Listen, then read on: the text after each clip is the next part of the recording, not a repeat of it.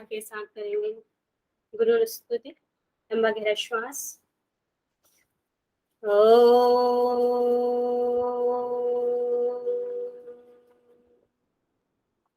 गुरुर्ब्रह्मा गुरुर्विष्णु गुरुदेवो महेश्वरा गुरु साक्षात् परब्रह्म तस्मै श्री गुरुवे नमः। तस्मै श्री गुरुवे नमः। तस्मै श्री गुरुवे नमः। मेरे साथ प्रतिज्ञा दोहराएं। मैं प्रतिज्ञा करती हूँ आजीवन यम नियम का पालन करूंगी।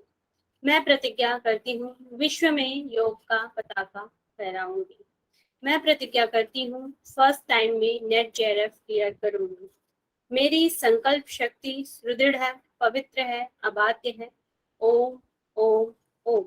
मैं अपनी संकल्प शक्ति से सब कुछ कर सकती हूँ। ओम ओम ओम।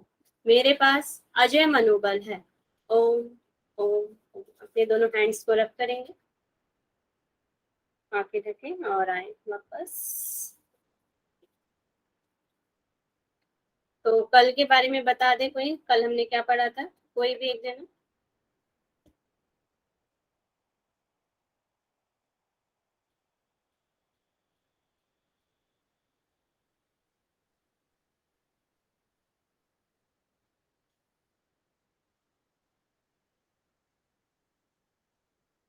राधिका जी आप बताएं।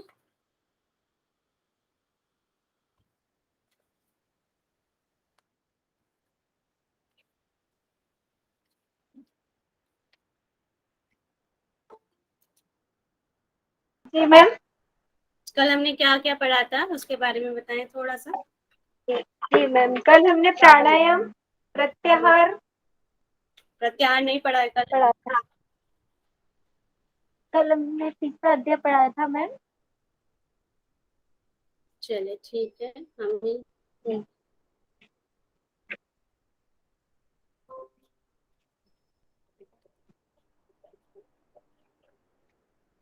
हम वशिष्ठ संहिता पढ़ रहे हैं, उसका यूनिट 5 का।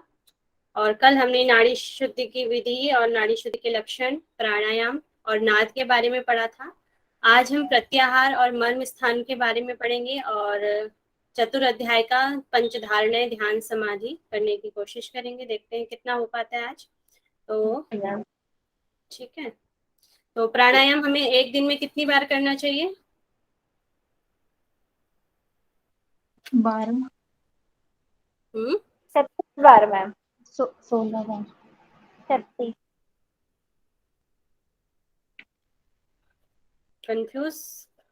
16 36 मैम। 3 times 3 टाइम्स करना है, करने के लिए कहा गया। अब हम आज प्रत्याहार के बारे में पढ़ेंगे। कल हमने प्राणायाम के बारे में पढ़ा था, 3 प्रकार के अ, उ और म। और इनकी देवी भी है, अस्त्र भी है, आयु भी बताई गई है अ, उ और म के। इसके बारे में हमने पढ़ा था। और इसमें जो रेशियो है हमारा प्राणायाम में 16, 64, 32 का प्राणायाम का रेशियो है यहाँ पर। और ये ओंकार का जो लाभ दिया है, भ्रूण हत्या से हमारी पाप से मुक्ति हो जाती है, ये हमारे क्वेश्चन पेपर में भी आ चुका है जो लाभ था। और 3 यहाँ पे प्राणायाम, प्राणायाम मध्यम और उत्तम प्राणायाम की बात की गई है। यहाँ पर रेत सहित कुंभक और केवल कुंभक की भी बात की गई है। और प्राण को वश में करने के लिए 3 स्थान बताए गए, एक तो पांव का अंगूठा, नाभि और नासाग्र। नाद के बारे में पढ़ा था हमने। नाद के जो षडमुखी मुद्रा हम जैसे बनाते हैं उसी प्रकार की मुद्रा यहाँ पे बनाने के लिए कहा गया है। और फिर क्या होता है, स्फटिक मणि के समान स्वच्छ नाद हो जाता है और हमें नाद सुनाई देने लगता है। और नाद में सबसे पहले शंख की, मेघ की और फिर झरने की ध्वनि सुनाई देती है यहाँ पर। फिर यहाँ पर एक ध्यान के बारे में बताया गया था। आज हमने प्रत्याहार के बारे में पढ़ना है। प्रत्याहार यहाँ पे कितने टाइप्स का दिया हुआ है? प्रत्याहार कितने प्रकार का है? 4 4 प्रकार का। types. 4 प्रकार का। बहिरंग है या अंतरंग साधन है? अंतरंग। अंतरंग साधन यहाँ पर बताया गया है प्रत्याहार को। तो सबसे पहले जो प्रत्याहार यहाँ पे कहा गया है, विषयों से स्वाभाविक रूप से विचरने वाले इंद्रियों को उनसे बलपूर्वक पीछे लौटाना ही प्रत्याहार यहाँ पर बताया गया है। विषय, विषय क्या होते हैं हमारे इंद्रियों के विषय? इंद्रियां बताएं, इंद्रियां क्या होती है हमारी? कोई जवाब नहीं मैम है। पंच ज्ञानेंद्रियों के जो बाह्य विषय होते हैं वही तो विषय होते हैं हमारे। तो जैसे इंद्रियां, हमारे जो आंखें हैं उनका जो विषय है देखना है, तो जिस तरह जब विषयों से स्वाभाविक रूप से विचरने वाली जो इंद्रियां, इंद्रियों के जो विषय हैं उनको उनसे बलपूर्वक पीछे लौटा लेना, मतलब कि अंदर की ओर ही लौटा लेना ही यहाँ पर प्रत्याहार बताया गया है। ठीक है। नेक्स्ट, जो कुछ भी दिखाई देता है उन सभी को आत्मा के समान आत्मा में ही देखें, इसे महान महात्मा योगियों ने प्रत्याहार कहा है। मतलब सभी आत्मा, जितनी भी आत्मा है उनको अपने समान ही देखने के लिए यहाँ पर बताया गया। जो भी आत्मा है वह सभी में एक ही परमात्मा को देखना या अपनी ही आत्मा को देखना यहाँ पर बताया गया है। जो कुछ भी दिखाई देता है, जो भी हमें जगत में दिखाई देते हैं, जीव हैं चाहे पशु हैं पक्षी हैं, सभी में आत्मा के समान आत्मा में ही देखें, मतलब सब में ही आत्मा है, इस तरीके से देखें। इसे ही महात्मा योगियों ने प्रत्याहार कहा है। अच्छा व्यक्ति है चाहे बुरा व्यक्ति, कैसा भी कोई व्यक्ति है, उसको समान यहाँ पर देखने के लिए बोला गया है। तो ये सेकंड टाइप का प्रत्याहार हो गया।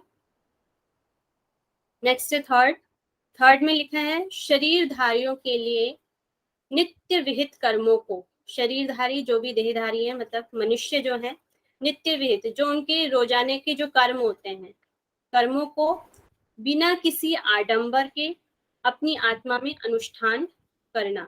मतलब कि जितने भी नित्य विहित कर्म होते हैं और मतलब मोक्ष की प्राप्ति या ईश्वर की प्राप्ति के लिए बिना किसी आडंबर के वो करने के लिए कहा गया है यहाँ पर, और अपनी आत्मा में अनुष्ठान करें। मतलब कि धारणा ध्यान आगे की चीज है, तो पहले हम प्रत्याहार से ही उसका अनुष्ठान करना स्टार्ट कर देंगे, मतलब कि वहां से शुरू कर देंगे अपने अंतर की ओर आने के लिए, अंतर्मुखी होने के लिए।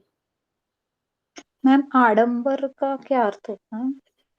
बाहरी दिखावा जो होता है, बिना किसी आडंबर के, ओके ओके। बिना किसी बाहरी दिखावे के, मतलब अपने आप को आंतरिक रूप में जानना है अपने।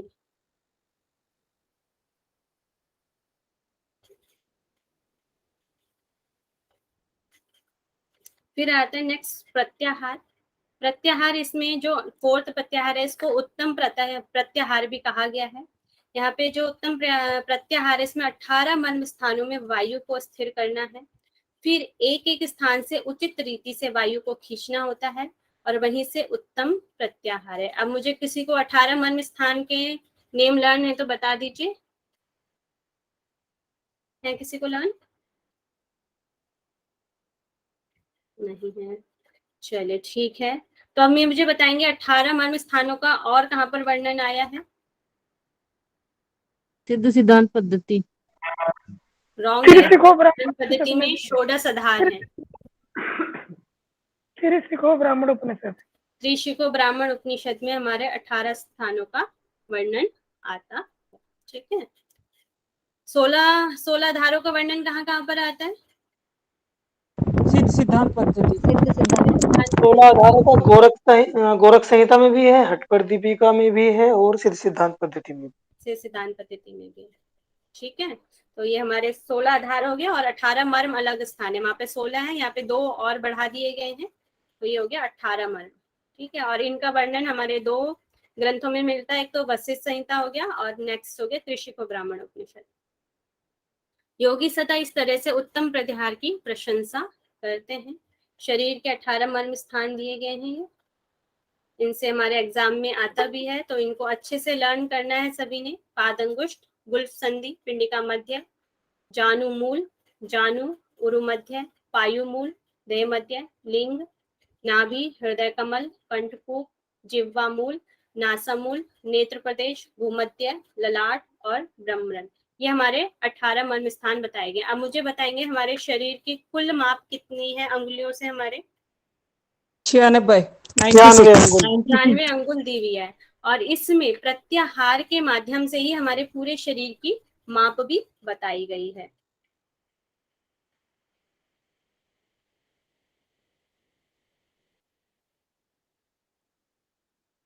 इम्पोर्टेंट तो ज्यादा है, पहले इसके सभी नेम आप लर्न कर लेंगे कि कौन सा आधार कितने नंबर पे है। मैंने पहले भी बताया था कि जैसे पादंगुष्ठ, ये आपके 5 पूछे जा सकते हैं, इनको क्रम से लगाने के लिए आ सकता है। 6 to 10 दे देंगे, उसको क्रम से लगाने के लिए आपका आ सकता है। हृदय और ये पीछे के 13 to 18 दे सकते हैं, इनको क्रम में लगाने के लिए आ सकता है। इस तरीके से आपको पूरे अच्छे से लर्न करने हैं, इनके क्रम को लर्न करना है, ठीक है। तो अब देख लेते हैं। पादंगुष्ठ पैर का अंगूठा, गुल्फ संधि मतलब टखना जो एंकल है उसको कहते हैं। पिंडिका मध्य मतलब काफ मसल, जो काफ मसल का बीच का जो पॉइंट है उसको बोलते हैं। जानुमूल जहां से आपका घुटना शुरू होता है, नी, जानु मतलब घुटना। उरु मध्य मतलब हो गया आपका थाइस, थाइस के बीच वाला भाग। पायु मूल मतलब हो गया आपका एनस। देह मतलब शरीर का मध्य भाग। लिंग, नाभि, हृदय मध्य। कंठकूप मतलब ये गड्ढे वाला जो भाग है ये कंठकूप है। जिह्वा मूल, जिह्वा के नासा मूल। नेत्र प्रदेश, भूमध्य, आईब्रो सेंटर, ललाट और ब्रह्मरंध्र। अब इसको हम शरीर की स्थिति के साथ देख लेते हैं और इसके अंगुल भी देख लेते हैं। अंगुल से ज्यादा आप इनको लाइन वाइज याद करें और एक बार इन पे एक नजर आप मार सकते हैं, पूछा भी जा सकता है और नहीं भी। सबसे पहले आता है हमारा पादंगुष्ठ। पादंगुष्ठ से हमारे 4.5 अंगुल ऊपर हमारा क्या होता है? गुल्फ संधि मतलब कि हमारा टखना होता है, एंकल। फिर नेक्स्ट पूछा गया पिंडिका मध्य। पिंडिका मध्य हमारा होता है 10 अंगुल। जो हमारी ये पिंडिका मध्य है, पिंडिका मध्य यहाँ पर आगे काफ मसल का जो बीच वाला जो पार्ट होता है, इसका जो सेंटर हो गया पिंडिका मध्य मतलब काफ मसल्स का। नेक्स्ट हो गया जानू मूल। जानू मूल जहां से हमारा घुटना स्टार्ट होता है वही हो गया जानू मूल। नेक्स्ट है जानू मतलब कि जो घुटने वाला पार्ट हो गया वो, ये हमारे 2.5 अंगुल ऊपर है। पिंडिका मध्य से 11 अंगुल हमारा जानू मूल है। ये जो हमारा शरीर का है ये 11 अंगुल ऊपर यहाँ पे बताया गया है। फिर ये 2.5 अंगुल बताया गया जानू मूल से, जो जानू है वो 2.5 अंगुल यहाँ पर बताया गया है। फिर जो हमारा जानू से जो उरु मध्य है, उरु मध्य हमारा दिया गया है 9 अंगुल ऊपर दिया गया है, ये 9 अंगुल ऊपर है। फिर उरु मध्य से हमारा पायु मूल, एनएस जो वाला भाग है, ये 9 अंगुल यहाँ पर बताया गया हमारे शरीर की जो माप है। फिर पायु मूल से मतलब कि मूलाधार से देह मध्य हमारा 2.5 अंगुल ऊपर बताया गया है। फिर देह मध्य से 2.5 अंगुल ऊपर हमारा लिंग बताया गया है। फिर लिंग से 10.5 अंगुल, लिंग से जो 10.5 अंगुल हमारी नाभि यहाँ पर बताई गई है। नाभि से 14 अंगुल ऊपर हमारा हृदय मध्य यहाँ पर बताया गया है, और 14 अंगुल, और हृदय मध्य से 6 अंगुल यहाँ पर हमारा कंठकूप बताया गया है। कंठकूप से जिह्वा मूल से 4 अंगुल बताया गया है, यहाँ पर 4 अंगुल हो गया। और नेक्स्ट हमारा जो जिह्वा मूल है, जिह्वा मूल से 4 अंगुल हमारा नासा मूल है। कंठकूप, जिह्वा मूल, जिह्वा मूल से 4 अंगुल पर जिह्वा मूल, नासा मूल बताया गया है। और फिर नासा मूल से आधा अंगुल ऊपर नेत्र प्रदेश, और हमारा भूमध्य से नेत्र प्रदेश से आधा अंगुल भूमध्य, और भूमध्य से 3 अंगुल ऊपर ललाट, और ललाट से 3 अंगुल ऊपर हमारा हो गया ब्रह्मरंध्र। तो हमारे जो भी ये हो गए हमारे 7 कंठकूप से लेकर 7 हमारे हो गए जत्रुद, मतलब कि जो हमारे कंधे से ऊपर वाले होते हैं ये 7 हो गए। इस तरीके से हम इनको याद कर सकते हैं, मतलब कि कंठकूप, जिह्वा मूल, नासा मूल, नेत्र प्रदेश, भूमध्य, ललाट और ब्रह्मरंध्र, ये टोटल हमारे 7 हो गए। ठीक है, इस तरीके से इनको लर्न कर लेंगे। और जैसे हम योग निद्रा करते हैं, योग निद्रा में भी हम क्या करते हैं, एक एक पार्ट पे अपने ध्यान को ले जाते हैं। उसी तरीके से ये भी है, जैसे पादंगुष्ठ, जैसे हम शवासन करते हैं या योग निद्रा हमारे योग में करते हैं, तो सबसे पहले हम ध्यान कहाँ लेके आते हैं, पादंगुष्ठ से लेके आते हैं। उसी तरह एक एक पार्ट हम धीरे धीरे अपने सर तक ले जाते हैं। उसी तरह हम इनको लाइन से याद करेंगे। कल मैं सबसे सुनूंगी ये, तो सभी कल मर्म स्थान याद करके आएंगे, ठीक है। मैम ये जो मर्म स्थान है तो इसमें जो अंतर बताया तो वो भी याद रखना पड़ेगा क्या? अंतर बहुत ज्यादा याद करने की जरूरत नहीं है, एक बार आप नजर मार लेना उसमें, मतलब कि देख लेना एक बार कितना दिया हुआ ओके है। मैम। मैम ये संस्कृत में ऐसे ही करना है, भ्रू जैसे है ना पादांगुष्ठ के बाद इसका ऐसे संस्कृत में करना है या? इनको क्रम से लर्न कर लेना, मर्म जो स्थान है इनको क्रम से लर्न करना। ठीक है। मैम हम्म मैम जो 16 आधार हैं और ये जो 18 मर्म स्थान है वो मतलब सेम होते हैं या नहीं नहीं, अलग है कुछ, उसमें 2 तो कम हो क्या जाएंगे ना। डिफरेंट है मैम? डिफरेंट मैं आपको कल बता दूंगी, अभी मैं ध्यान नहीं दे पाई हूँ, कल आपको इसको क्लियर कर दूंगी, ठीक है। जी मैम जी। फिर आता है आपका उत्तम प्रत्याहार का लाभ, यहाँ पर बताया गया है, मतलब कि 18 जो मर्म स्थान है वे ब्रह्म की प्राप्ति उससे हो जाती है, जो हमारा 4th वाला प्रत्याहार है, उत्तम प्रत्याहार। इसमें क्या करना है, 18 मर्म स्थानों से वायु को स्थिर करना है और फिर एक एक करके स्थान की उचित रीति से वायु को ऊपर खींचना है। मतलब कि जो जैसे हम पहले पादंगुष्ठ है, पादंगुष्ठ से अपनी गुल्फ संधि अपनी वायु को लेकर आना है, फिर पिंडिका मध्य, पिंडिका मध्य से जानुमूल, इस तरीके से हमें ब्रह्मरंध्र तक ले जाने के लिए यहाँ पर कहा गया है वायु प्राण, ठीक है। ये हो गया आपके मर्म स्थान। यहाँ पे 3rd अध्याय आपका समाप्त होता है और हम 4th अध्याय करते हैं, पंच धारणाएं। धारणा मीन्स क्या होता है बताएं?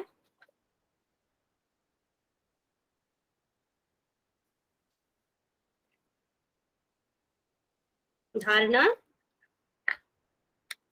वो 5 धारणाएं होती है ना, पृथ्वी पे, जल पे, इन पे करते हैं, गहरण संहिता में बताया था। घरेण मन को संहिता में, स्थिर मैम करना।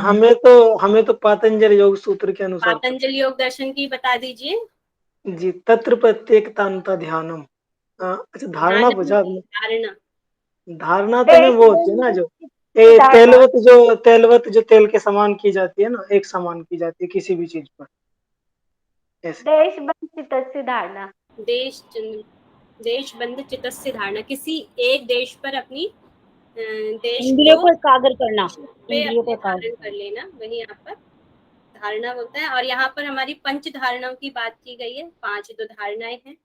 योग शास्त्र के ज्ञाता योगी लोग यम आदि गुणों से युक्त अपने मन की स्थिरता को धारणा कहते हैं। योग शास्त्र के ज्ञाता यम आदि, जो यम नियम आसन जो भी हमने प्रत्याहार तक पढ़े हैं, उन गुणों से युक्त होकर अपनी मन की स्थिरता को धारणा यहाँ पर कहा गया है। ऐसी ही डेफिनेशन और किस उपनिषद में आई है? सेम योग। मैम फिर से रिपीट करिए ना। योग तब योग उपनिषद। शास्त्र ज्ञाता योगी योगी यम आदि गुणों से युक्त अपने मन में ही स्थिरता को धारणा कहते हैं। ये आई है आपकी त्रिशिको ब्राह्मण उपनिषद में। हाँ, त्रिशिको ब्राह्मण उपनिषद में सेम वहां पर धारणा की यही वाली डेफिनेशन दी गई है। अब मुझे बताएंगे जो पंच धारणा है और किस किस हमारे ग्रंथों में है पंच धारणा, कहाँ कहाँ? गहन संहिता में। गणेश संहिता में है और संहिता। शिव संहिता में भी है। सॉरी, शिव संहिता में नहीं है, उसमें जगह पे धारणा के लिए पंच धारणाओं की बात वहां पर नहीं मैम है। गोरख संहिता। गोरख संहिता में है, हिरेन संहिता में हो गया आपका, त्रिशिको में है, योग तत्व उपनिषद है और ध्यान बिंदु उपनिषद में बताई गई है, ठीक है।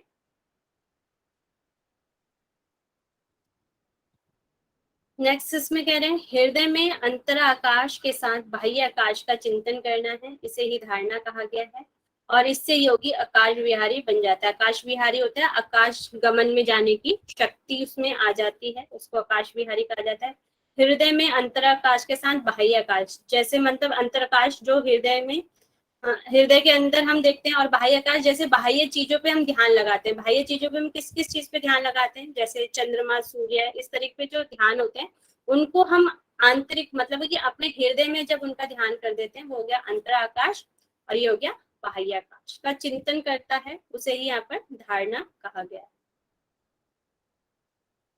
तो इसमें पृथ्वी, जल, तेज, वायु, आकाश, इनमें से 5 बीज वर्णों वाले ल, वम, रम, य और हम का चिंतन करना ही धारणा कही गई है यहाँ पर। इसमें ही 5 देवताओं का चिंतन करना भी धारणा की गई है। इसमें 5 देवताओं का वर्णन आता है। ब्रह्मा विष्णु रुद्र महतर और अव्यक्त की यहाँ पर बात की गई है, चार्ट बनाया गया है, तो इसको देख लेते हैं। जो हमारा पंच महाभूत है, जो पृथ्वी है, पृथ्वी का जो स्थान यहाँ पर दिया गया है वह पांव से जानु तक दिया गया है। जो इसका बीजाक्षर है वो लम है या ल। देवता इसके ब्रह्म है और समय इसका 2 घंटे 5 घटी है। सब समय सबका एक बराबर यहाँ पर दिया गया है। फिर है आप मतलब हो गया आपका जल। जल जो महाभूत है वह स्थान उसका जानु है। जानु से मूलाधार है, ये बम है बीज मंत्र, और देवता इसके विष्णु है।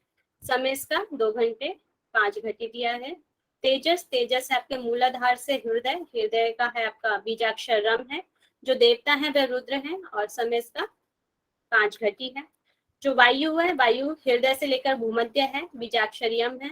इसके देवता महत है और यहाँ पे 5 घटी मतलब कि 2 घंटे समय दिया गया है। जो आकाश है, आकाश जो आपका भूमध्य से ब्रह्मरंध्र तक दिया गया है। बीजाक्षर इसका हम है और देवता इसके अव्यक्त हैं और ये समय इसका 2 घंटे दिया गया है। ठीक है, ये तो आप लोगों को पता ही है, मगर ये त्रिशिको ब्राह्मण उपनिषद से अलग यहाँ पे दिया गया है। उसमें भी थोड़ा बहुत मिलता जुलता है, मगर जो उसके स्थान है वे अलग दिए गए हैं। तो इतना ओके है पंच धारणाओं का। Yes ma'am. जी मैम। अब इसका फल भी यहाँ पर बताया गया है कि जो पृथ्वी तत्व है, पृथ्वी तत्व पर विजय प्राप्त हो जाएगी। जब हम पृथ्वी तत्व पे धारणा करते हैं तो पृथ्वी तत्व पर विजय, पृथ्वी तत्व पर विजय का मीन्स क्या हो जाएगा, बताएं कोई। वो जैसे किरण समिता ने बताया था ना कि पृथ्वी पर भ्रमण कर सकता है बिना कुछ। तो पृथ्वी तत्व पे मतलब कि उसे पृथ्वी में कोई दिक्कत नहीं होगी। अगर वह उसमें जाना चाहेगा पृथ्वी के अंदर तो वह उसमें भी समा सकता है। पृथ्वी से उसको कोई कष्ट नहीं होगा, उस पर वह विजय प्राप्त कर लेगा। तो वह हो गया पृथ्वी तत्व। जल, सभी रोगों से छुटकारा, ये इसमें अलग है तो इसका ध्यान रखेंगे। सभी रोगों से इससे छुटकारा मिल जाता है जल तत्व पे साधना करने मतलब कि धारणा करने से। फिर है तेज, तेज मतलब अग्नि, अग्नि से जलता नहीं है, अग्नि का कोई प्रभाव नहीं पड़ता है। तेज मतलब कि अग्नि पर धारणा करने से। फिर वायु है, वायु पे धारणा करने से वायु के समान आकाश विहारी हो जाता है, मतलब कि आकाश में गमन करने वाला हो जाता है। नेक्स्ट है आकाश, आकाश तत्व पे धारणा करने से योगी जीवन मुक्त होगा और 1 वर्ष के अंदर ही मल मूत्र की अल्पता होती है, यहाँ पर बताया गया है। योगी जीवन मुक्त होगा और 1 वर्ष के अंदर ही मल मूत्र की अल्पता हो जाएगी। अब मुझे बताएंगे ऐसे मल मूत्र की अल्पता और किसमें बताई गई है, क्या करने से होती है। हट प्रतिपिका में बताया है। किससे होती है, कौन सी ऐसी क्रिया है या कौन सा हमारी चीज है जिससे मल मूत्र की अल्पता होती है। सुषुप्ति अवस्था होती है मैडम। ये मूलबंध, मूलबंध लगाते हैं तो उससे भी मल और मूत्र की अल्पता होती है ना, उसका लाभ दिया गया है ना मूलबंध का। जी मैम। जी मैम। तो ये यहाँ पर है। तो यहाँ पर जो आकाश पे धारणा करने के लिए बोला गया है, तो योगी जीवन मुक्त होगा, मतलब जीवन रहते ही वह जीवन मुक्त हो जाएगा मरने से पहले ही, और 1 वर्ष के अंदर ही मलमूत्र की उसमें अल्पता होती है। आकाशीय, 5वीं धारणा सभी दुखों को दूर करने वाली है। 5वीं मतलब जो आकाशीय जो धारणा है सभी दुखों को दूर करने वाली है। इन 5 स्थानों में प्राण वायु को धारण करने से योगी अपने आसन, वाहन आदि से किसी के द्वारा चालित नहीं किया जा सकता है।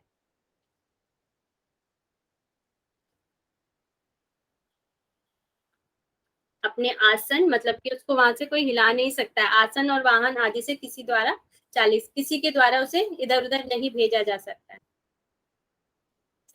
मैडम फिर तो प्राण ऊपर चले गए ना, सुषुप्ति अवस्था होगी, प्राण का संयम हो गया, लय हो गए प्राण। प्राण लय की तो यहाँ पे बात नहीं हुई है ना, जीवन मुक्त होगा। समाधि की अवस्था हो गई है मैडम, ये जो जीवन मुक्त अवस्था है समाधि अवस्था हो समाधि गई की इसमें। अवस्था हो गई है। हाँ,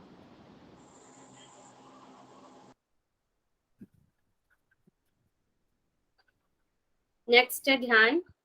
ध्यान यहाँ पर 2 प्रकार के बताए गए हैं। ध्यान चिंतन ही प्राणियों के बंधन और मोक्ष का कारण है। जो हमारा चिंतन होता है वो प्राणियों के लिए बताया गया, प्राणियों के बंधन का कारण भी होता है और मोक्ष का कारण। अगर हम ध्यान करते हैं तो हम मोक्ष की प्राप्ति करते हैं, अगर हम ध्यान नहीं कर पाते और भौतिक संसार या भौतिक संसार में चल जाते हैं तो वो बंधन का कारण भी हो जाता है। तो ध्यान को बंधन और मोक्ष का कारण, दोनों का कारण यहाँ पर बताया गया है।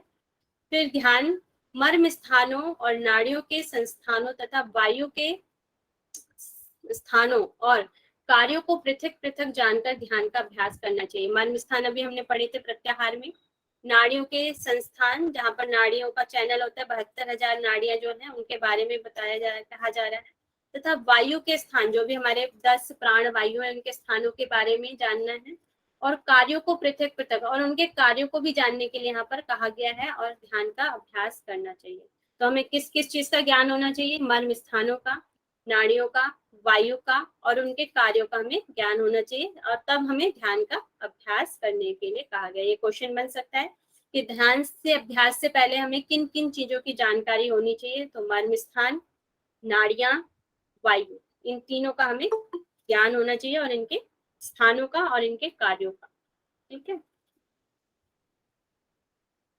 निज स्वरूप को तत्वत्व मान से चिंतन करना ही ध्यान करना। निज स्वरूप मतलब कि अपनी आत्मा को तत्वत्व, जो उसका यथार्थ रूप है, उससे मन से चिंतन करना ही ध्यान कहलाता है। जो अपनी आत्मा है, आत्मा को, जो उसका आत्मा का जो तत्व है या जो उसकी यथार्थ है या जो उसका सत्य है, उसको मन से चिंतन करना है, उसी को यहाँ पर ध्यान कहलाता है, बताया गया है। यहाँ पे ध्यान 2 प्रकार के बताए गए हैं, एक सगुण ध्यान और एक निर्गुण ध्यान बताया गया। अब मुझे बताएंगे ऐसे ही ध्यान का वर्णन सगुण और निर्गुण किस में बताया गया है? घेरण संहिता। घेरण संहिता में वहां पे तो स्थूल और ज्योति और सूक्ष्म ध्यान, ऐसा ही हमें गोरख संहिता में मिलता है और योग तत्व उपनिषद में हमें सगुण और निर्गुण ध्यान की चर्चा की गई है। 3 हमारे हो गए आपके, योग तत्व उपनिषद, गोरख संहिता और वशिष्ठ संहिता।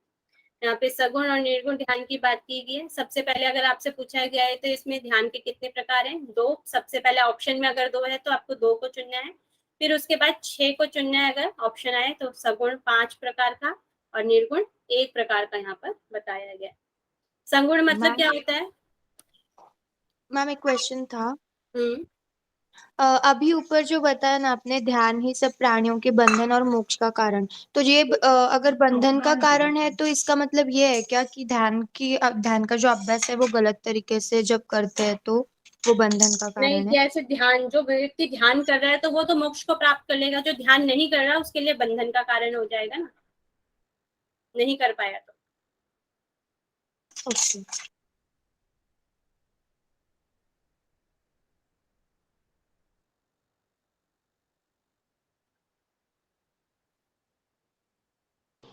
फिर मैडम इसका अर्थ तो ये, बोलिए। इसका अर्थ तो यही है ना, सगुण और इसमें ध्यान का अर्थ तो यही होगा ना, जो संसारिकता में लगा है तो वो तो बंधन में बंधेगा, और जो ब्रह्म के स्वरूप में स्थिर है तो वो मोक्ष को प्राप्त करेगा, मतलब जो ईश्वर का ध्यान करेगा।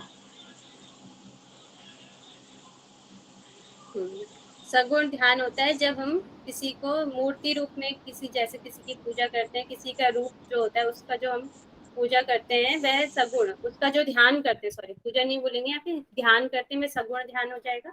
और निर्गुण ध्यान जो है, जो इसमें जैसे ब्रह्म का ध्यान जो होता है वह, जिसका कोई आकार नहीं होता, निराकार जो होता है, तो निर्गुण ध्यान की यहाँ पे बात की गई है। पहले निर्गुण ध्यान क्या है वो देख लेते हैं। ब्रह्म के समान मैं बनूं, ब्रह्म के समस्त गुण जैसे ज्योति मैं, शुद्ध, नित्य, अजर आदि मैं हूँ, अर्थात मैं ब्रह्म हूँ, ऐसी संवेदना होना ही निर्गुण ध्यान है। मतलब कि जो आत्मा है, आत्मा के गुण भी कई ग्रंथों में यहाँ पे बताए गए हैं, ज्योतिर्मय है, शुद्ध है, नित्य है, अजर है।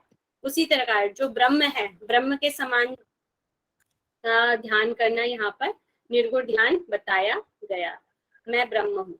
ठीक है, इस तरीके का हमें ध्यान करना है, या निर्गुण ध्यान यहाँ पर बताया गया है। फिर आ जाते हैं हम सगुण ध्यान। सगुण ध्यान यहाँ पे 5 प्रकार के बताए गए हैं। तो सबसे पहले जो ध्यान है वो हृदय कमल पे है, हृदय कमल, हार्ट सेंटर। इसमें 12 अंगुल नाल वाला है, 4 अंगुल विस्तारित वाला है, 8 दल युक्त वाला है, केसर युक्त कणिका, कणिका मतलब उसकी जो बीच वाला जो पार्ट होता है वह कणिका हो गया, केसर युक्त कणिका वाला है, ऐसा यहाँ पे बताया गया हृदय कमल में। 12 अंगुल नाल, नाल मतलब जो उसकी डंडी होती है, कमल की जो डंडी है वह नाल होगी, 12 अंगुल नाल वाला।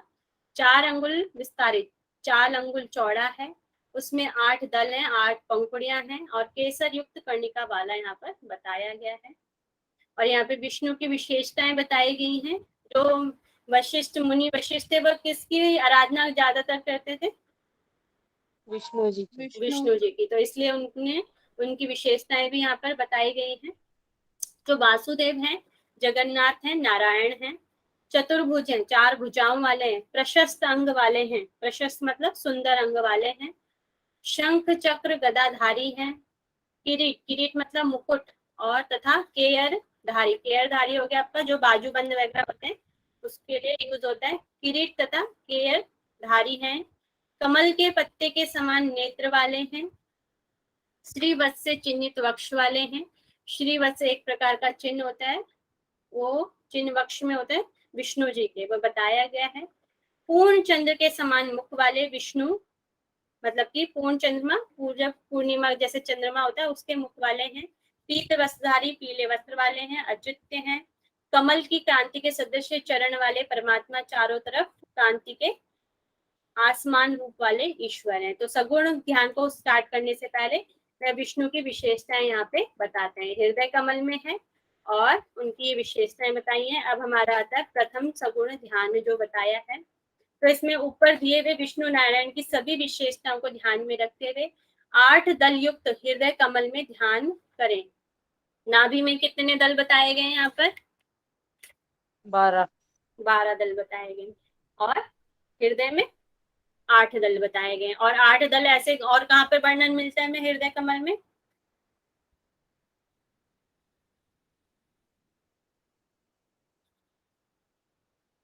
नहीं पता? ध्यान बिंदु उपनिषद, वहां पर भी 8 दल बताए गए हैं हृदय कमल में। ऐसा मन में चिंतन कर सब प्राणियों के हृदय में स्थित वह देवेश मैं ही हूँ, यह ध्यान वशिष्ठ जी के अनुसार प्रथम सगुण ध्यान बताया गया है। अभी ये थोड़ा विस्तार से है, फिर इसको हम शॉर्ट में भी देख लेंगे, तो भी देख लेते हैं। तो सबसे पहले विष्णु का ध्यान करना है, 8 दल युक्त हृदय कमल पर ध्यान करने के लिए यहाँ पर कहा गया है। सेकंड है आपका द्वितीय सगुण ध्यान, इसमें हृदय कमल के मध्य में वैश्वानर तथा वात रहित दीप के समान अग्नि प्रज्वलित है। वैश्वानर होती है सबसे जो अग्नि तेज होती है हमारे शरीर में, उसको वैश्वानर अग्नि यहाँ पर बोला गया है।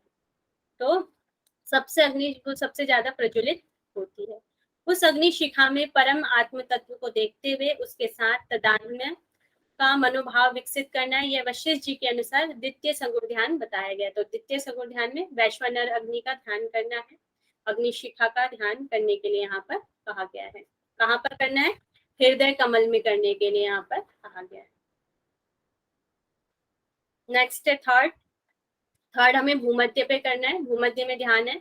भूमध्य में क्रांति स्वरूप देह मध्य के से मस्तक, देह मध्य मतलब क्या हो गया आपका? मूलाधार के आसपास, और मस्तक हो गया आपका सहस्रार तक। तो भूमध्य से क्रांति स्वरूप देह मध्य से मस्तक तक स्थाणु मतलब स्तंभ के समान उठा हुआ यहाँ पर बताया गया है, देह मध्य से मस्तक तक। ऐसे आत्मा को जगत कारण महाप्रतापी देप्तिमान अव्यक्त को मन से कल्पना से करें, मैं वही हूँ मतलब मैं ही ब्रह्म हूँ। यह तृतीय प्रकार का सगुण ध्यान यहाँ पर बताया गया है। तो करना है भूमध्य पे करना है, जो थर्ड है हमारा सगुण ध्यान। चतुर्थ ध्यान है हमारा हृदय कमल, फिर ये हृदय कमल पे चतुर्थ ध्यान है में पलावित पुरुष। पलावित पुरुष होता है मतलब हृदय कमल में डूबा हुआ किसी चीज, पलावित मीन्स होता है किसी चीज में डूबा। जैसे विष्णु भगवान है, विष्णु भगवान कहाँ रहते हैं?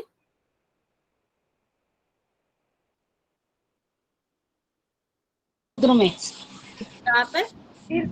समुद्र समुद्र में। और जैसे क्षीर सागर जो है तो उनके आसपास क्या रहता है? जल जल जल ही जल होता है। तो उसी तरह यहाँ पे बताया जैसे हृदय कमल है, तो हृदय कमल में पलावित पुरुष की कल्पना करें। जैसे विष्णु, जहाँ पे विष्णु को ज्यादा मुनि वशिष्ठ जी ने महत्ता दिए, तो उसी हृदय कमल में पलावित पुरुष मतलब कि विष्णु भगवान की कल्पना करें। कैसे विष्णु भगवान की, जो चारों ओर जल में बैठे हुए हैं उस तरह या रहते हैं उस तरह के हमने कल्पना करनी है। तो जो 16 छंद वाले अधोमुख सिर कमल से चारों तरफ से बरसती हुई हजारा अमृत धारा से घिरा हुआ है। तो जैसा वह जल कैसा है, चारों ओर से अमृत धारा की तरह घिरा हुआ वह जल यहाँ पर बताया गया है। 16 छंद वाले अधोमुख, अधोमुख होता है नीचे की ओर, सिर की है, जो जो हृदय कमल है वह अधोमुखी है, नीचे की ओर उसकी पंखुड़ियां वगैरह है और ऊपर की तरफ उसका तना यहाँ पर बताया गया है। यह पलावित पुरुष अर्थात अव्यक्त परमात्मा और पर ब्रह्म मैं ही हूँ, ऐसा यहाँ पे सोचने के लिए, ध्यान करने के लिए बोला है। यह चतुर प्रकार का सगुण ध्यान करने के लिए यहाँ पर कहा गया है। फिर इसका लाभ भी बताया गया चतुर्थ का। अमृत रूपी ध्यान के लाभ क्या है, 6 मास में ही मृत्यु को जीतने वाला हो जाता है और जो 1 वर्ष में करता है वह जीवन मुक्त अवस्था हो जाती है। फिर पंचम संगुण ध्यान की बात करें तो सूर्यमंडल, सूर्यमंडल में क्या होता है, नाभि। नाभि। तो सूर्यमंडल में स्वर्ण रूप पुरुष का ध्यान करने के लिए कहा गया है। स्वर्ण मतलब सोने के समान जैसे पुरुष का ध्यान करें और मन में ऐसे भाव लाएं कि मैं वही हूँ। इसे वशिष्ठ जी ने पंचम सगुण ध्यान कहा गया है। और स्वर्ण रूप पुरुष की विशेषताएं भी यहाँ पर बताई गई है कि वह स्वर्ण पुरुष कैसा है। स्वर्ण रूप दाढ़ी और केश वाला है, स्वर्ण नख मतलब कि नाखून वाला, सोने के समान नख वाला, नाखून वाला है, अग्नि के समान वर्ण वाला है, रंग वाला है, मतलब सृजन पालन और सहरण के कारण है, मतलब कि पालन करता भी है और संहार करता के कारण वही है।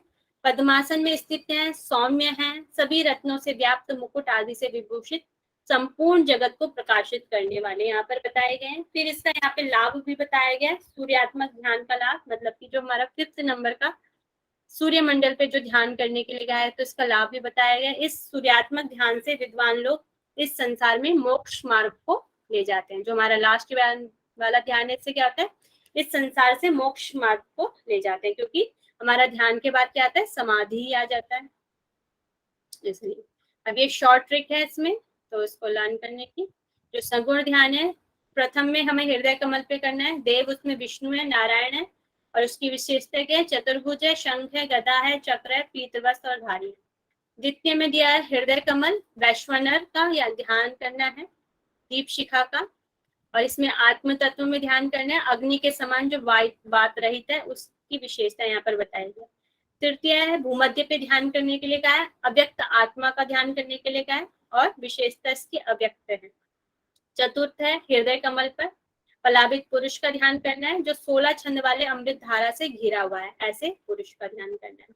नेक्स्ट है पंचम सूर्यमंडल, सूर्यमंडल पर स्वर्ण रूप पुरुष हरि का ध्यान करना है, जो पद्मासन में हरि बैठे हैं, मुकुट आदि से जो विभूषित है, ऐसे पुरुष का यहाँ पर ध्यान करने के लिए बोला गया है।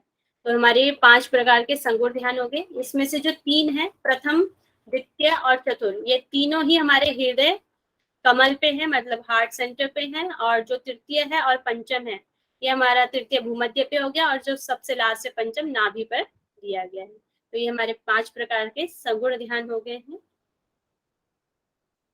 वैसे किसी को पूछना है ध्यान में से?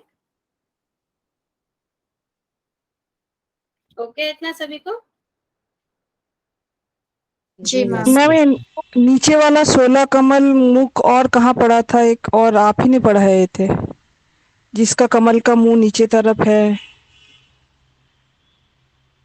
किसी योग उपनिषद में ही है, योगराज उपनिषद में। योगराज उपनिषद।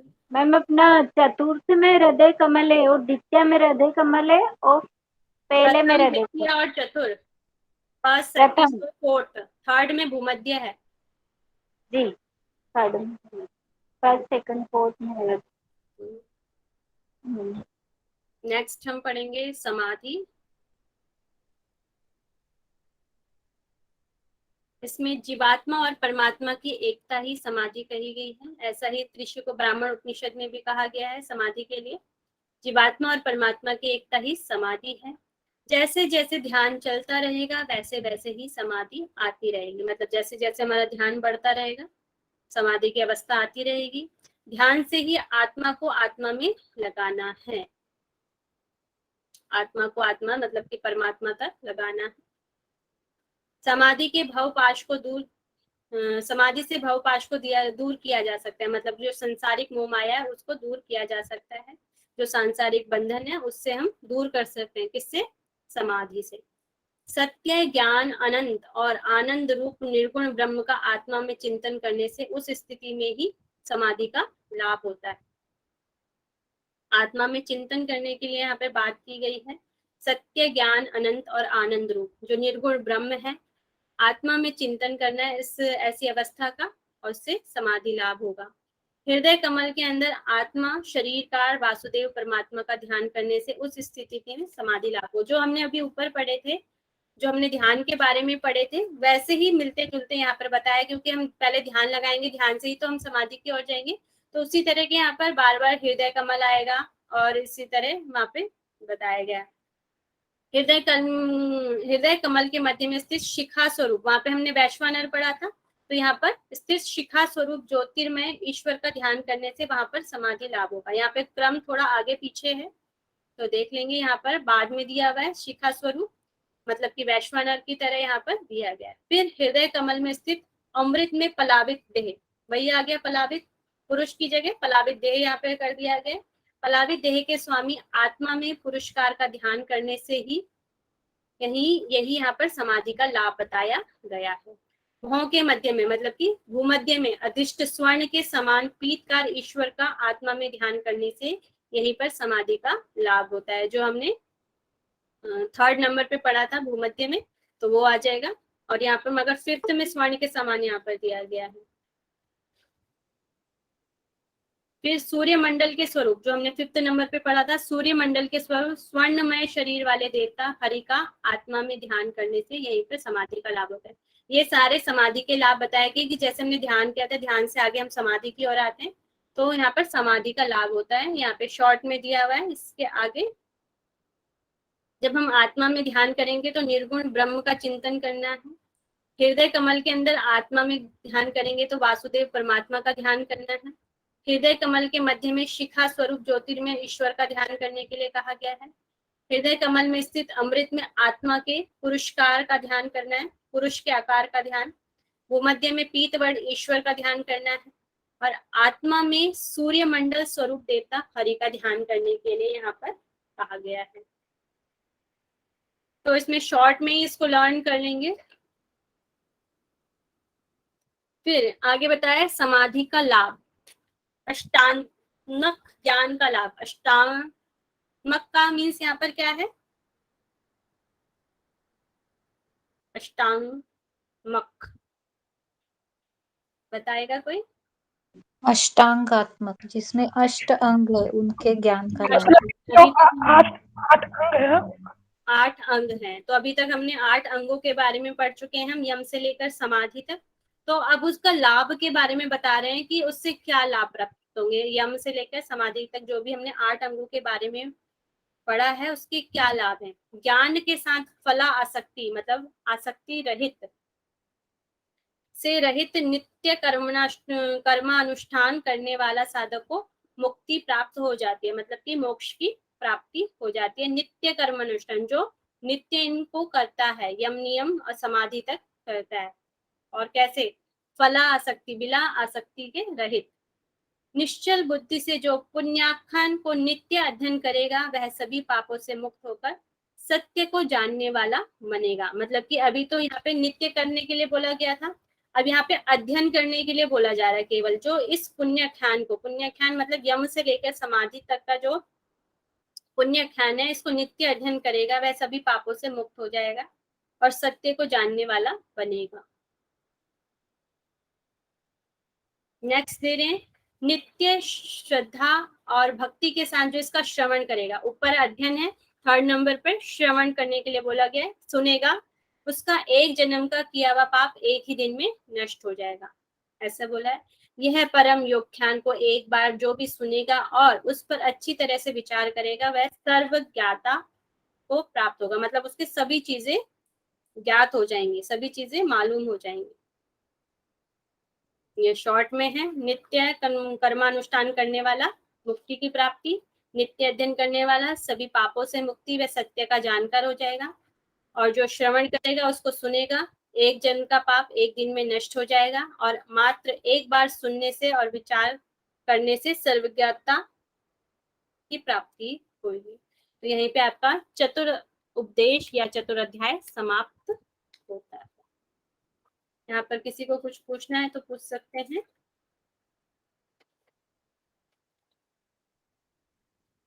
मैम ये आपने अभी शॉर्ट में बताई ये चीजें और ऊपर आपने ये डिस्क्रिप्शन दे रखा है, तो हम लोगों को केवल ये शॉर्ट वाली चीजें याद करनी है ना? हाँ, शॉर्ट वाला ही ज्यादातर याद कर लीजिए, एक बार उनको पढ़ लीजिए और शॉर्ट वाले अच्छे से लर्न कर लीजिए।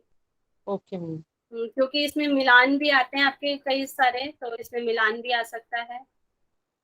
जैसे ये मिलान आ जाएगा कि प्रथम में कहाँ पे करना है, हृदय कमल में, या फिर कौन से देव का ध्यान करना है, चतुर में कौन से पुरुष का ध्यान करना है, ऐसे आ सकता है ना क्वेश्चन।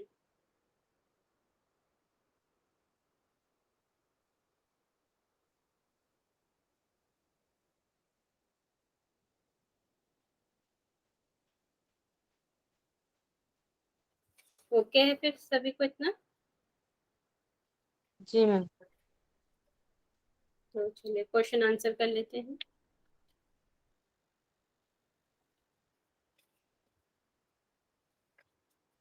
चलिए मुझे बताएंगे हमारे आज हमने क्या क्या पढ़ा है, पहले शॉर्ट में वो बताएं। कौन से अध्याय पढ़े हैं?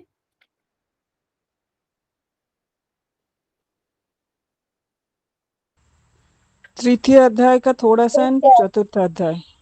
चतुर्थ अध्याय। तृतीय अध्याय में हमने क्या क्या पढ़ा है? प्रत्याहार देखा हमने, प्राणायाम का थोड़ा सा रिवीजन किया एंड प्रत्याहार देखा एंड चतुर्थ अध्याय। प्रत्याहार और मर्म स्थान पढ़े थर्ड अध्याय में, प्रत्याहार और मर्म स्थान। अब मुझे बताएंगे चतुर्थ अध्याय का हमने क्या क्या पढ़ा?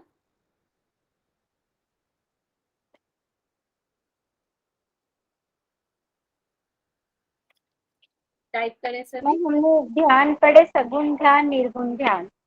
सगुण और ध्यान, निर्गुण ध्यान, सगुण ध्यान समाधि के 5 प्रकार और पढ़े, और धारणा, ध्यान, समाधि, 3 चीजें हमने पढ़ी चतुर्थ अध्याय से।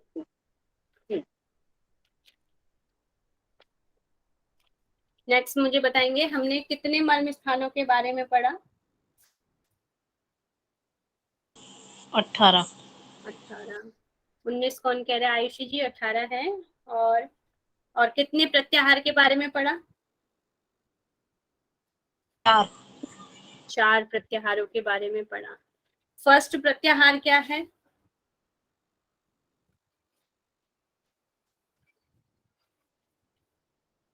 फर्स्ट प्रत्याहार क्या है?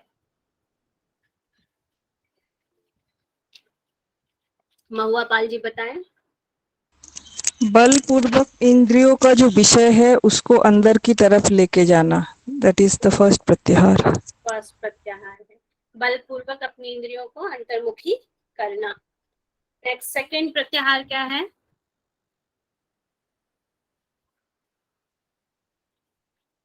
सोनिया शाह जी का भी आ गया मैसेज, विषयों की तरफ जाने वाले इंद्रियों को अंतर्मुखी करना।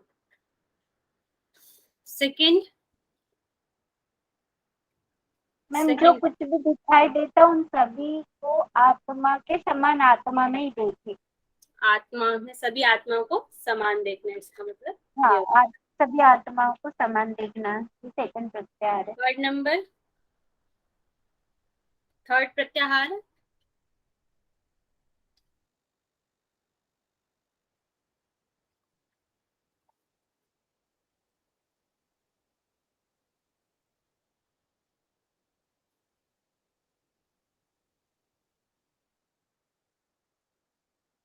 मैम ये 18 मर्म स्थानों पर वायु को स्थिर करना और एक एक मर्म स्थान से वायु को ऊपर की ओर खींचना। वो फोर्थ वाला है, टाइप भी करें। आत्मा मैम वो नित्य कर्म को बिना आडंबर के साथ आत्मा का अनुष्ठान करना थर्ड है। आत्मा का अनुष्ठान करना थर्ड है। फोर्थ नंबर 18 मर्म स्थानों पर लेकर आना। अब हमारे फोर्थ प्रत्याहार को क्या कहा गया? और टाइप करें। उत्तम। तो यह है आपका सोनिया शाह जी का मैसेज आया, उत्तम प्रत्याहार कहा गया है 18 मर्म स्थानों। अब मुझे बताएंगे फर्स्ट जो हमारा मर्म है वह कौन सा है? फर्स्ट मर्म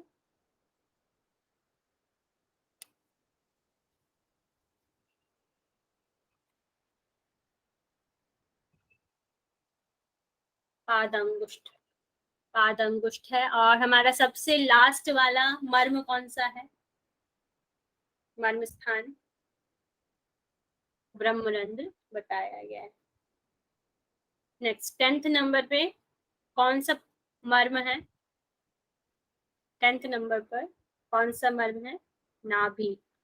वेरी गुड, नाभि है। नेक्स्ट मुझे बताएंगे 17 नंबर पे कौन सा मर्म है? ललाट।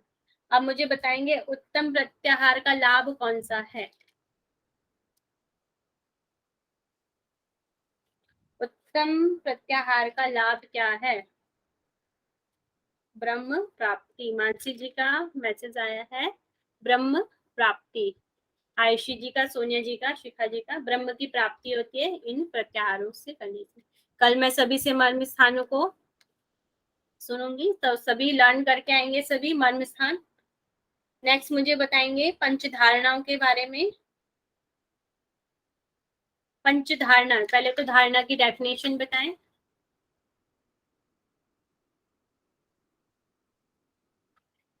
किरण रावत जी इसकी डेफिनेशन बताएंगे।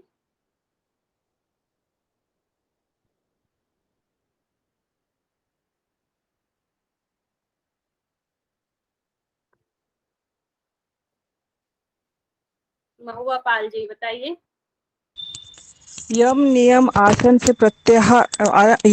आसन प्रत्याहार से युक्त होकर योग शास्त्र को मानने वाले लोग धारणा कर सकते हैं। धारणा कर सकते हैं, मतलब कि जो यम आदि, यम से मतलब हो गया हमारा यम से लेकर जो प्रत्याहार तक हमने किया है उनसे अपने मन को स्थिर करना है। ठीक है, मानसी जी का भी आ गया है, यम नियम गुणों से युक्त मन को स्थिर करने के लिए यहाँ पे बात की गई है। अब मुझे बताएंगे जो जल है, जल का स्थान क्या है, कहाँ से कहाँ पर यहाँ पे ध्यान करना है जल तत्व का? मानसी जी का आंसर आया जानु से मूलाधार तक। Very good. अब मुझे नेक्स्ट बताएंगे नी से मूलाधार। समय कितना बताया गया है? सभी जो तत्व हैं उन पर कितनी धारणा, कितने समय तक धारणा करने के लिए कहा गया? 2 आवर्स। और घटी में कहेंगे, सोनिया शाह और आयुषी जी का आ गया 5 घटी। 5 घटी इसका आंसर है। अब मुझे बताएंगे वायु जो तत्व है, वायु तत्व पे कौन सा बीजाक्षर है? यम। यम बताया गया है। अब वायु के देवता क्या है?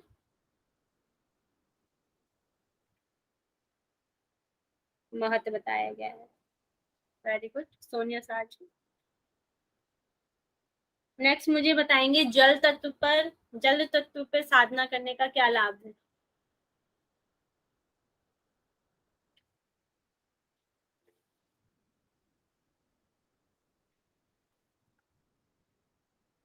रोगों से मुक्ति। मानसी जी का आ रहा है और सोनिया जी का, और महुआ पाल जी बता देंगे। सब रोगों से छुटकारा। सब रोगों से छुटकारा मिल जाता है। ठीक है। नेक्स्ट मुझे बताएं वायु पर धारणा करने से क्या लाभ है?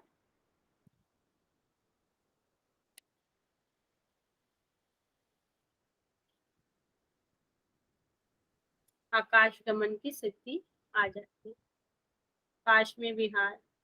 ठीक है। और आकाश तत्व पर साधना करने का क्या लाभ है?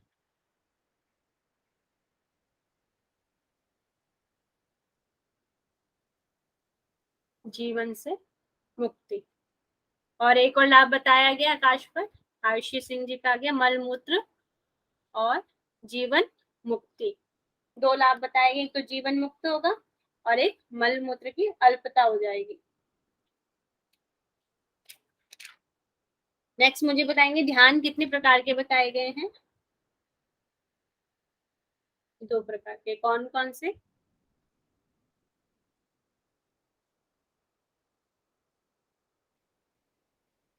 सगुण और निर्गुण ध्यान बताए गए। सगुण कितने प्रकार के हैं? 5। और निर्गुण?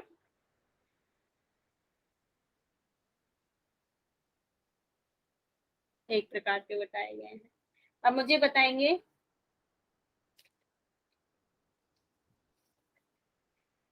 जो तृतीय सगुण ध्यान है वे कहाँ पर करना है, उसका स्थान क्या है?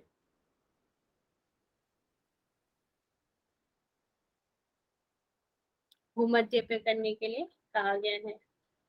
चतुर्थ जो देव हैं, चतुर्थ सगुण ध्यान के देव कौन से हैं?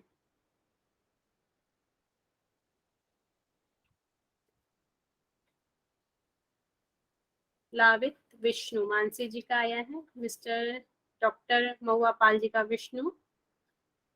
कैसे विष्णु हैं? पलावित पुरुष वाले, ठीक है, इसका ध्यान रखेंगे। नेक्स्ट मुझे बताएंगे प्रथम जो ध्यान है वह कहाँ पर करना है?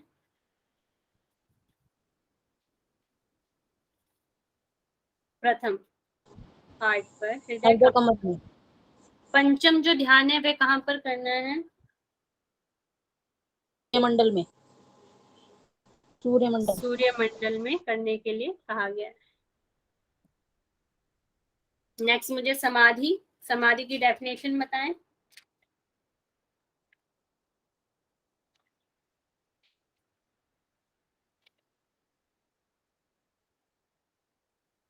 जीवात्मा और परमात्मा का एक होना, मिलन ही यहाँ पर समाधि कही गई है।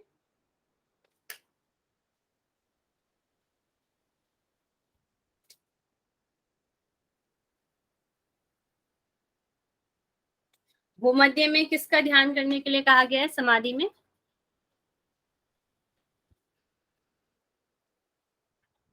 विष्णु। विष्णु। कैसे विष्णु? पीतवर्ण ईश्वर, सोनिया शाह जी का है, पीतवर्ण ईश्वर का ध्यान करने के लिए यहाँ पर कहा गया। नेक्स्ट मुझे बताएंगे जब हम अष्टांग ज्ञान का लाभ करते हैं तो उस वक्त नित्य जब हम अध्ययन करते हैं तो उसका क्या लाभ होता है नित्य अध्ययन करने से?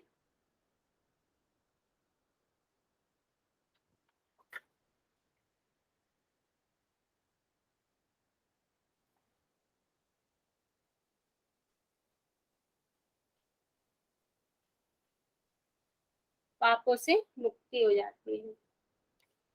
और एक बार सुनना और विचार करने से?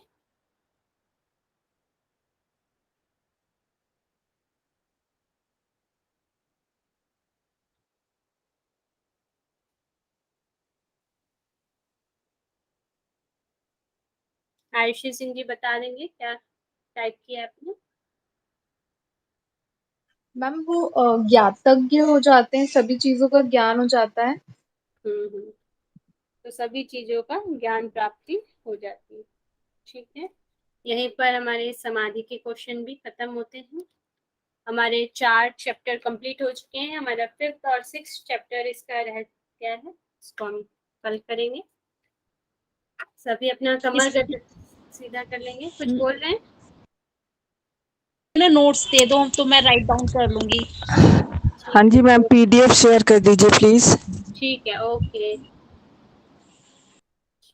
लंबा गहरा श्वास।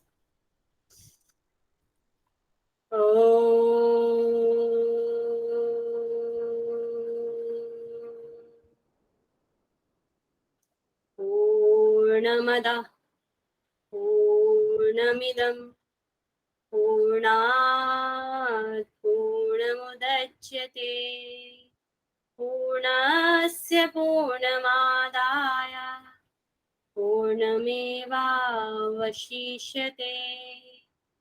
ॐ शान्ति शान्ति शांति ही।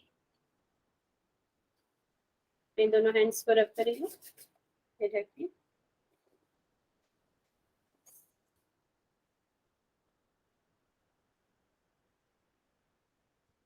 Thank you ma'am.